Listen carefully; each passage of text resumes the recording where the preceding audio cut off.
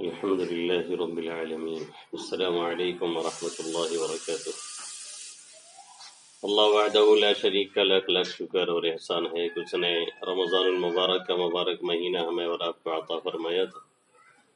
اس میں الحمدللہ روزہ و تراویح اور دیگر عبادتوں کی توفیق عطا فرمائی۔ جو کچھ کیا گیا اللہ قبول فرمائے، جو خطائیں ہوئی اللہ معاف فرمائے، اور عید بھی ہمیں عطا فرمائی اور اس میں بھی عید کی خوشیاں منانے کا موقع دیا۔ جو چیز سب سے زیادہ پریشان کی رہی وہ تھا مسئلہ فلسطین، جس نے یقیناً ہمارے دل و دماغ کو بہت زیادہ متاثر کیا، اور جس کا جیسا ضمیر ہوتا ہے اسی اعتبار سے وہ اس سے اثر بھی لیتا ہے اور لینا بھی چاہیے۔ اور ایک طرح سے فلسطین کو جہنم بنایا گیا اور آہستہ آہستہ فلسطینیوں کی پوری عمارت یا پوری جگہیں قبضے میں کی گئیں اور بہت سے لوگوں کو شہید کیا گیا، اور آج بھی یہ خطرناک کھیل جاری ہے۔ اللہ ان ماؤں بہنوں پہ اور ان بھائیوں کو جو شہید کیے گئے مقام شہادت سے نوازے، ان کے گھر والوں کو صبر جمیل عطا فرمائے اور انہیں نعم البدل عطا فرمائے، آمین یا رب العالمین۔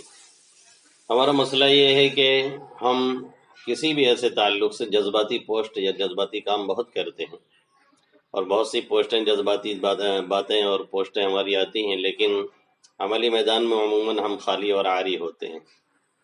اگر ساری دنیا کے مسلمان یہی طے کر لیں مل کر کے کہ یقیناً فلسطینی پروڈکٹ کا اور ان کی مصنوعات کا بائیکاٹ کرنا ہے ہمیں، تو یہی ان کے لیے موت کا سبب ہے۔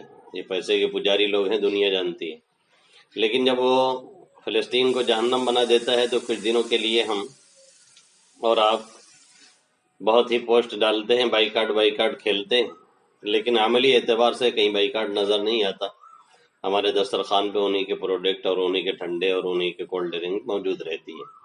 انتہائی غلط طریقہ ہمارا ہے۔ اتنا سب کچھ ہو رہا ہے، کورونا مہاماری ہے، ادھر بچے شہید کیے جا رہے ہیں، مائیں شہید کی جا رہی ہیں، ان کی عزتیں لوٹی جا رہی ہیں، موب لنچنگ ہے، یعنی کہیں کہ ہم کچھ بھی نہیں ہے، نہ کوئی عزت ہے، نہ کوئی مقام ہے۔ اس کے باوجود جو نماز نہیں پڑھتا تھا وہ اسی پہ قائم، جو روزہ نہیں رکھتا تھا وہ آج بھی نہیں رکھ رہا ہے، جو جھوٹ بولتا تھا وہ آج بھی جھوٹ بول رہا ہے، تجارت میں جو فراڈ کرتا تھا وہ آج بھی کر رہا ہے، اور اسی طریقے سے ہماری جو بد اخلاقی، کینہ، کپٹ، حسد، انتشار، ایک دوسرے سے دوری، وہ آج بھی اسی طرح سے موجود ہے۔ تو اس سے پتہ چلا کہ ہم لوگ پوری طرح سے غافل ہیں، اور صرف پوسٹ ڈال کر کے ہمیں سمجھتے ہیں کام چل جائے گا۔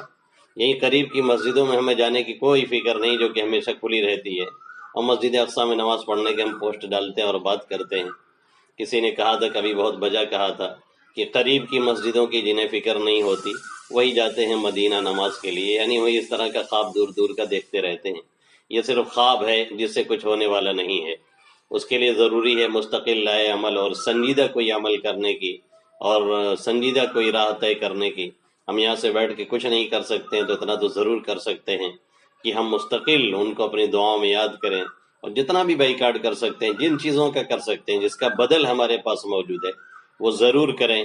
یا سوال و جواب کی نشست میں میں لائیو حاضر ہوا ہوں عید کے 8ویں دن، تو میں نے سوچا کہ پہلے اس کے تعلق سے کچھ باتیں کر لی جائیں، اور اس کے بعد پھر سوال و جواب کا سلسلہ شروع کیا جائے۔